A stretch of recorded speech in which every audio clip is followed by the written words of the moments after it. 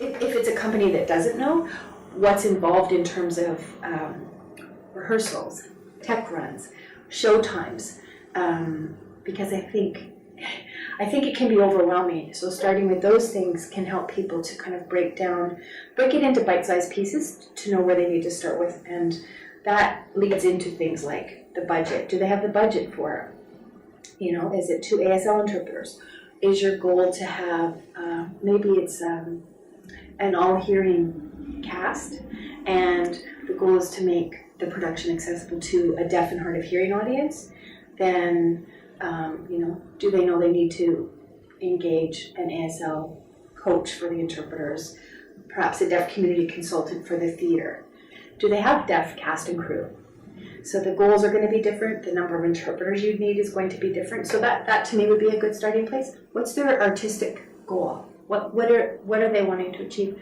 And in that means when they're bringing in ASL consultants and deaf consultants, deaf interpreters, hearing interpreters, part of that is, what do they envision? And that will also inform other choices down the road, which I think we're going to cover in other questions. Take the time to have those conversations when a theater company contacts you.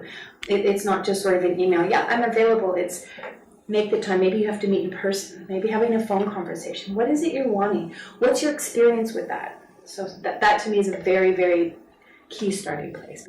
A production will run its course, as people know. So you've got people workshopping a script, you've got them working to a place where you're staging, you're doing all of that, and then you get to, let's say, your rehearsal week, tech week, and I think at all of those stages, theater companies obviously are the expert at doing that. What they forget is needing to allot maybe for a little bit of extra time. Maybe the schedule has to be different when you're bringing in interpreters.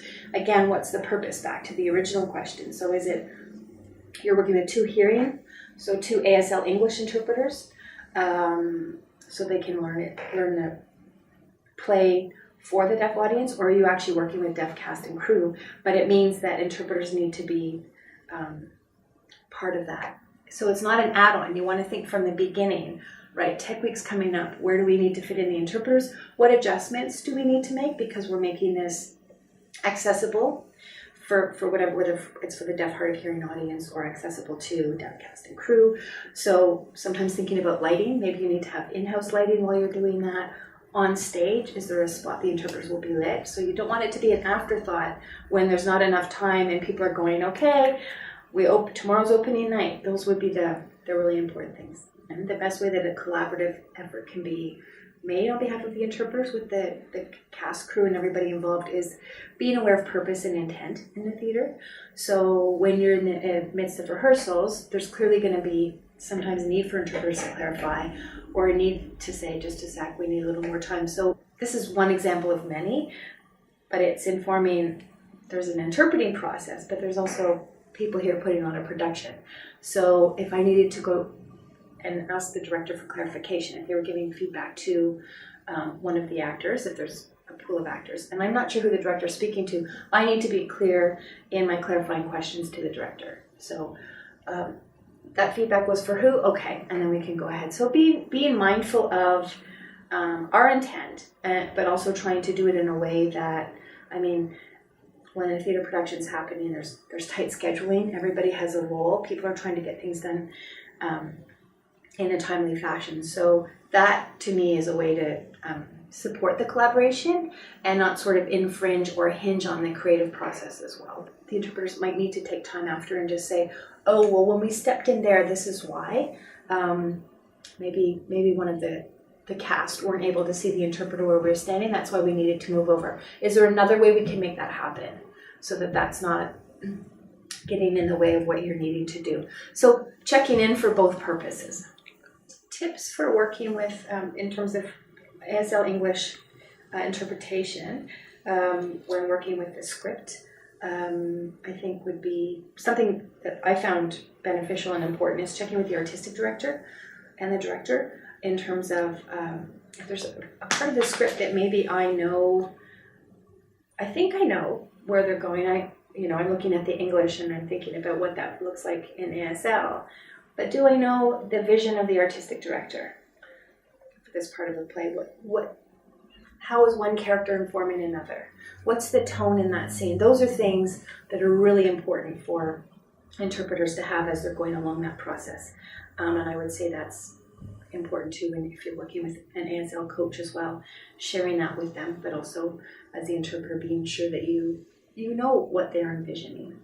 Tips for working with deaf cast, I would say, I feel it's important to do check-ins. So I don't think it's enough for me to just say as an interpreter, oh, I think that was a day well done. I think checking in at an appropriate time with deaf cast to say, this afternoon when the director was, or you were getting feedback in terms of the staging and character development, where we were positioned, was that working for you? There might be discussion around certain sign choices that work for those professional actors.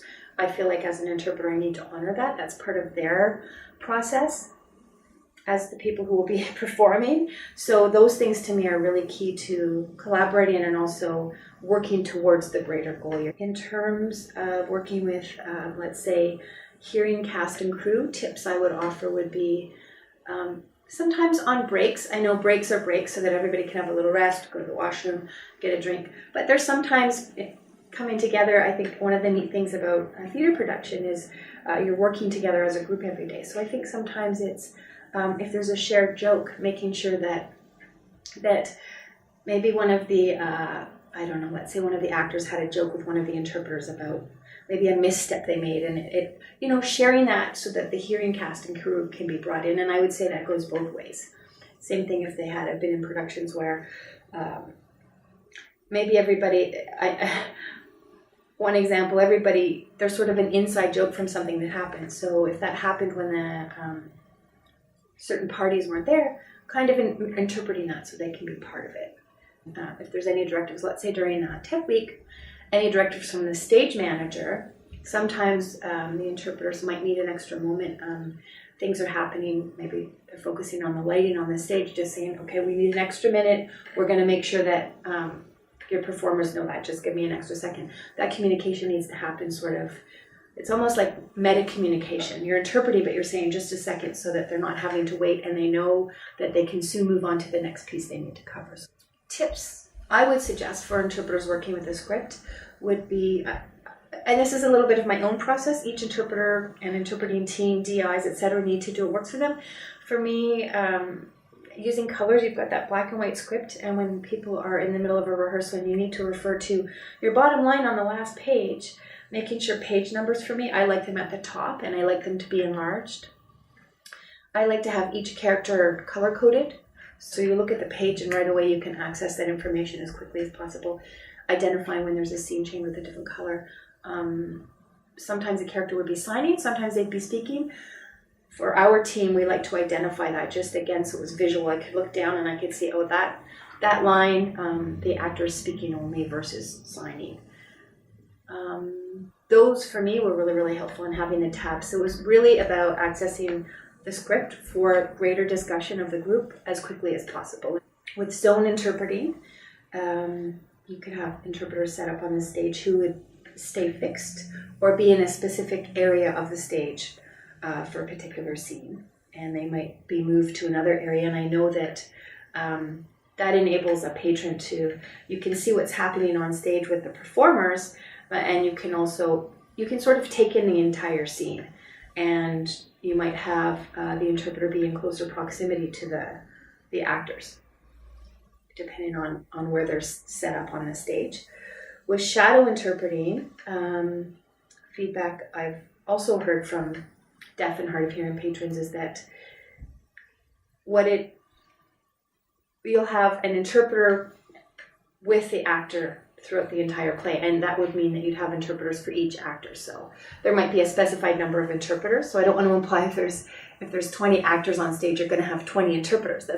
You'll have designated interpreters for certain actors, and they will be wherever that actor is on stage. So that sometimes lends itself to more of a fluid experience for a theater goer, and that they're not having to sort of identify their eyes go to, if we're talking about having the interpreter in one fixed place, versus shadow interpreting, you've got the actor and the interpreter side by side. When I've asked deaf people, because I've wanted that feedback as an interpreter. If they have a preference, it's really been individual, and I think it depends on the production.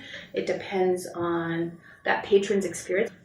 One of my big takeaways as an interpreter is two things that are so very important to me, but I've also seen other people reflect those back, is really that collaboration. And I think it takes coming back every day with a renewed energy. So letting go what happened the day before and kind of coming in with fresh eyes, coming in ready to kind of go, okay, how do we need to tackle this now? I think reworking traditionally what we think would work. So always being flexible. I think that would be my other takeaway. And interpreting in general, that, I mean, we always know to expect the unexpected, but with this, I came on board that, okay, we've got our schedule, we've got all the people involved, and then things happen. Today is a different day, something else is happening, so we need to change that up, whether it's the script, whether it's choices from the stage manager, whether it's something that, it could come from anywhere. It could be, oh, I thought we were going to be on the floor interpreting for the rehearsal, but now one of us is needed backstage.